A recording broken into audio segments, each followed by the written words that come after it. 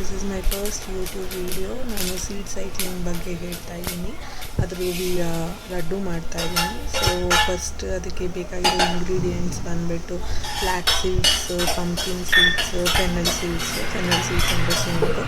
So first ನಾನು flax seeds ಹುರ್ಕೊಂಡೆ, ಆಮೇಲೆ ಚಟಪಟ ಅನ್ನೋವರೆಗೂ ಹುರ್ಕೋಬೇಕು. ಈಗ ಪಂಪ್ಕಿನ್ ಸೀಡ್ಸ್ ಹುರ್ಕೊತಾ ಇದ್ದೀನಿ, ಅದನ್ನು ಒಂದು ಸ್ವಲ್ಪ ಬಿಸಿ ಆಗಬೇಕು.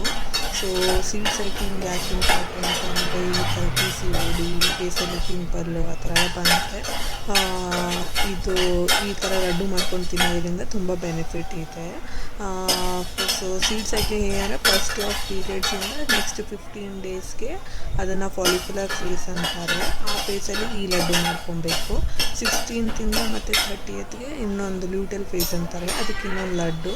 ಸೊ ಈ ಫಸ್ಟಿಂದ 15 ಡೇಸ್ಗೆ ಈ ಲಡ್ಡು. ಅದಕ್ಕೆ ಮೇನ್ ಇಂಪಾರ್ಟೆಂಟ್ ಬಂದುಬಿಟ್ಟು ಪಂಪ್ಕಿನ್ ಸೀಡ್ಸ್ ಮತ್ತು ಫ್ಲ್ಯಾಕ್ಸ್ ಸೀಡ್ಸ್.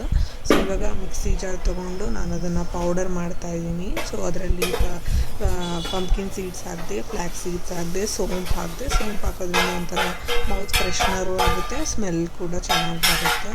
ಸೊ ಇದಕ್ಕೆ ನಾನು ಇವಾಗ ಏನು ಮಾಡ್ತಾಯಿದ್ದೀನಿ ಅಂದರೆ ಡೇಟ್ಸ್ ಹಾಕ್ತಾಯಿದ್ದೀನಿ. ಶುಗರ್ ಕೂಡ ಹಾಕ್ಬೋದು, ನಿಮಗೆ ನ್ಯಾಚುರಲ್ ಸ್ವೀಟ್ನರ್ಸ್ ಯೂಸ್ ಮಾಡೋದಿದ್ರೆ, ತುಂಬ ಶುಗರ್ ಬೇಡ ಅಂದರೆ ಡೇಟ್ಸ್ ಹಾಕೋಬೋದು, ಶುಗರ್ ಕೂಡ ಸ್ವಲ್ಪ ಹಾಕೋಬೋದು. ಆಮೇಲೆ ಏಲಕ್ಕಿ ಚೂರುಗಳು ಸ್ವಲ್ಪ ಹಾಕಿದೆ. ಇದರಲ್ಲಿ ಬಾದಾಮಿ ಕೂಡ ಹಾಕ್ಬೋದು, ನಾನು ಮಿಸ್ ಮಾಡಿದೆ ಹಾಕಲಿಕ್ಕೆ.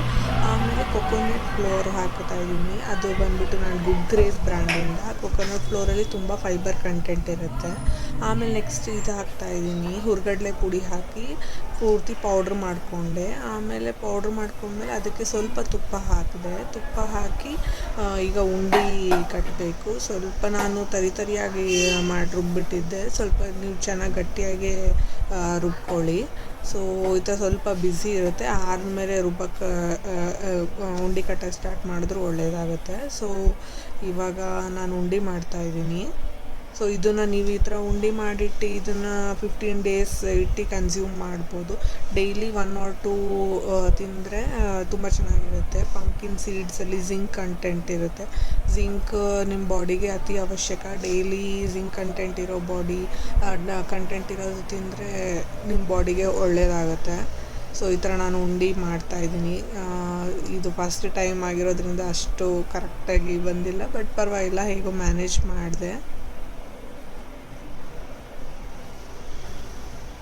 ಆಮೇಲೆ ಯಾವತ್ತು ಶುಗರ್ ಸ್ವಲ್ಪ ಅವಾಯ್ಡ್ ಮಾಡಿ, ನ್ಯಾಚುರಲ್ ಸ್ವೀಟ್ನರ್ಸ್ ನಾನು ಹೇಳಿದ ಥರ ಡೇಟ್ಸ್ ಆ ಥರದಕ್ಕೆ ಹೋದರೆ ತುಂಬ ಒಳ್ಳೆಯದು. ಸೊ ಈ ಥರ 1-2 ಕಟ್ತಾಯಿದ್ದೀನಿ.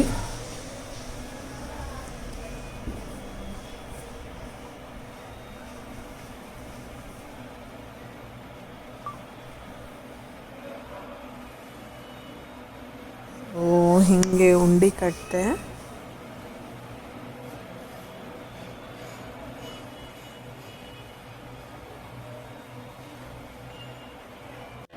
ಸೊ ಇದು ಉಂಡೆ ಆದಮೇಲೆ ನಾನು ಡೆಸಿಗೇಟೆಡ್ ಕೊಕೊನಟ್ ಇರುತ್ತೆ, ಅದರಿಂದ ಸ್ವಲ್ಪ ಡೆಕೋರೇಟ್ ಮಾಡಿದೆ. ಸೊ ಇದು ತಿನ್ನೋದ್ರಿಂದ ನಿಮ್ಮ ಹೆಲ್ತ್ಗೆ ತುಂಬ ಒಳ್ಳೆಯದು. So please like, share and subscribe to my channel.